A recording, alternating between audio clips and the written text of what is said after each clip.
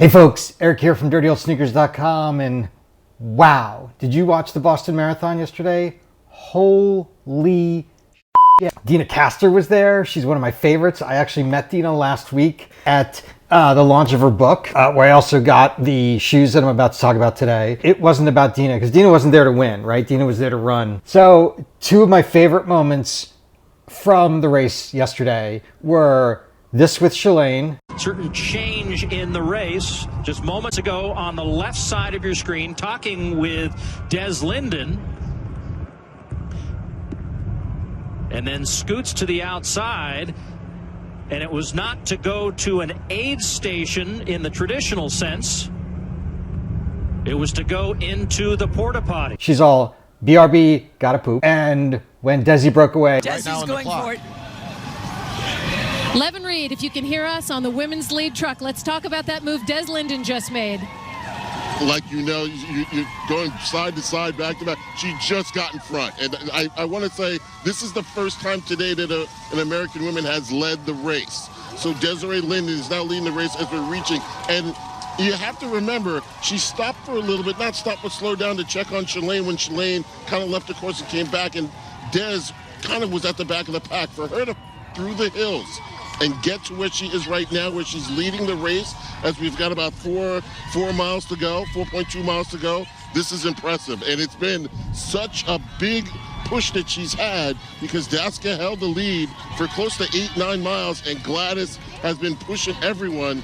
You've mentioned it before. Which one was going to say, okay, I'm going to come and get her, I'm going to go after her? And Des, maybe the second favorite outside of Shalane Flanagan, who everybody kind of loves here. This is her adopted home.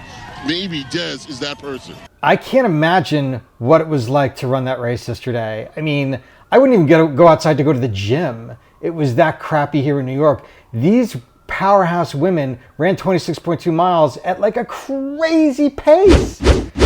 Anyway, I had to mention it. I'd be remiss if I didn't. It was just an amazing, amazing day. I want to talk to you today about the ASICS Gel Cumulus 20s. And I've done a few runs in them, and I'm going to talk to you today about what I like and what I dislike about them. But first, I'm going to go for my last run in these before I talk about them. So I'll be right back. So BRB, I don't have to poop. As you may notice, I am dressed to run. It was 4 days ago that I recorded that intro. Life can just get away from you. It is f***ing crazy. I have tried to record this 4 times. I dragged my gear all the way down to my office in Midtown. I dragged it back. I dragged it to another studio. I dragged it back. And I started this one, stopped. It's now Friday. I'm gonna do it. This is what I've been on, like 5 runs now since I last spoke to you, and I'm finally going to talk to you about what I think about the Gel Cumulus 20s. So let's get through all of the basics. It's a neutral shoe, right? So if you overpronate or underpronate, this is not going to be the shoe for you. Although if you do it a little bit, I think it's going to be okay. 10 millimeter drop from heel to, I say toe. When I asked ASICS what the drop was, they said from heel to forefoot. So I guess it does even out at some point right about here.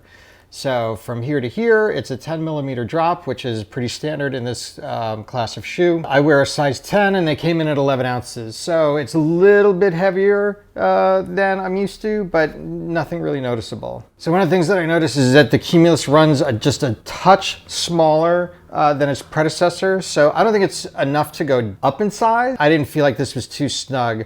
I haven't taken it on a run past 8 miles at this point, so I can't tell you the comfort for long runs, but I do know that it did not feel too snug. My feet were swelling a little bit because it was actually hot one of the days, and there was no problem. But if you're going to buy this shoe, you're going to want to be someone who likes to wear snug kicks as opposed to something a little more loose. That said, the toe box is a little wider. It's a little wider and it's a little deeper. So you're going to be able to spread your toes out a little bit more and give you that little extra push off. Now, while we're talking about the toe box, you can see, I'll throw a picture up here of the Cumulus 19s. You can see that they took the stitching off of the top of the toe box here, and they replaced it with the flexible mesh. It's not going to be as breathable as some of the other mesh that's being used on the ASICS shoes, but it's going to give you a fair amount of ventilation So let's talk about the midsole. ASICS is using their flight foam technology as they're doing with most of their shoes at this point. This is the first time on the Cumulus that they're going to have a full contact midsole. You can see they took the notch out of the center right here, and they say that this gives you a smoother ride.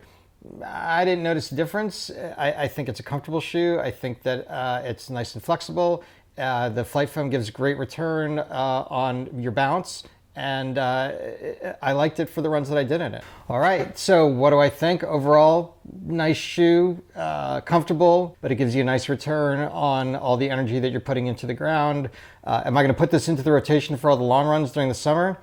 Not sure, to be honest with you. I'm going to take it out for a couple more runs and see how it responds to some of the longer runs that I'm doing with it. What I really do like about this is the price. It's pretty accessible at 120 bucks. I'll link below if you're interested in getting a pair. So once again, thanks for tuning in. If you like this video, smash that like button below. Get it up in the YouTube algorithm a little bit more. If you like gear reviews, race reviews, or anything endurance sports related, I'm your guy.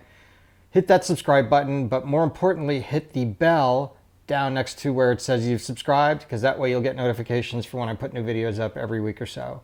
Thanks for tuning in, and I'll see you next time.